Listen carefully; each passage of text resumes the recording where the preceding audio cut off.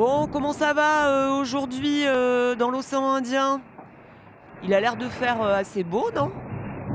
Ouais, ouais, bon, on est en avant du prochain petit front, donc ouais, on a un peu de ciel bleu là, c'est agréable. Voilà, le vent s'est un peu calmé, par contre la mer est toujours bien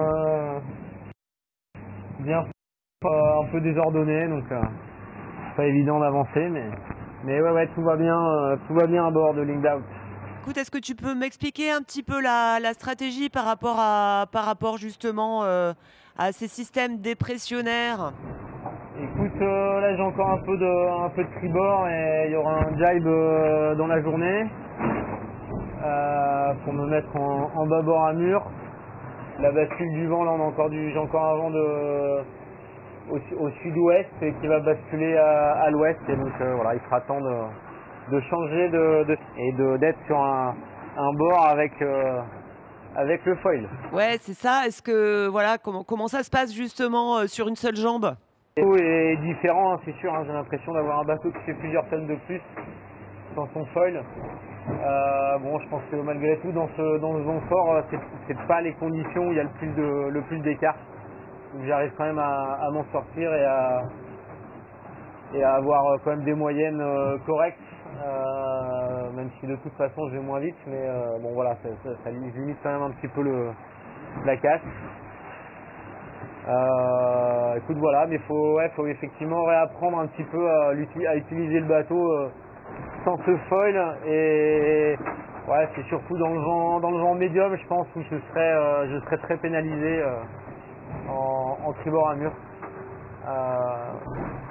Voilà. Thomas, est-ce qu'en termes de configuration de voile, l'air étant plus froid, est-ce que ça change quelque chose? Est-ce qu'on le sent déjà ou c'est pas flagrant? Ici, on sent que l'air est, je sais pas trop comment dire, mais il y a un peu plus lourd, quoi. C'est-à-dire que ouais, quand on a 17-18, on a l'impression d'avoir un bon 20 nœuds. Et c'est l'inverse d'ailleurs dans les alizés, quand l'air est bien chaud. La pression du vent est plus dense, quoi. Est-ce que comment dire, est-ce que ce qui est arrivé à Kevin, ça influe aujourd'hui sur la manière dont vous naviguez?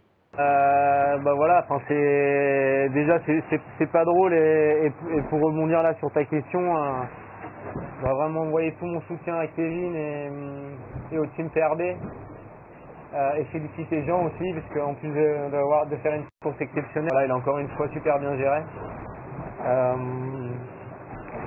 Après oui, bah ce qui est arrivé à Kevin, si tu veux, moi ça me rappelle un peu ce qui m'est arrivé en 2016, hein, où mon bateau il s'est cassé au même endroit que le bateau de Kevin. Je crois que Kevin là c'est un peu plus radical, hein, mais ouais, c'est même carré, même fond que ce que j'avais en 2016 d'ailleurs. Voilà, donc oui, on y pense inconsciemment, je pense qu'on lève un tout petit peu le pied, même si là aujourd'hui, voilà, j'y pense pas trop. En tout cas, ça nous alerte aussi sur le fait que on est dans des mers qui sont compliquées à gérer, qui sont dures pour les bateaux. Et voilà, faut faire attention, faut préserver son matériel, et le tour du monde est long, et voilà, je pense qu'on navigue certainement un peu différemment dans les mers du Atlantique. Voilà, les contrées sont quand même un peu plus hostiles, et les conditions, de mer et de vent, j'essaye de voilà, le but dans ces mers du sud, ça va vraiment être de préserver qui permettent de passer sans trop d'encombre, et dans des conditions qui sont maniables.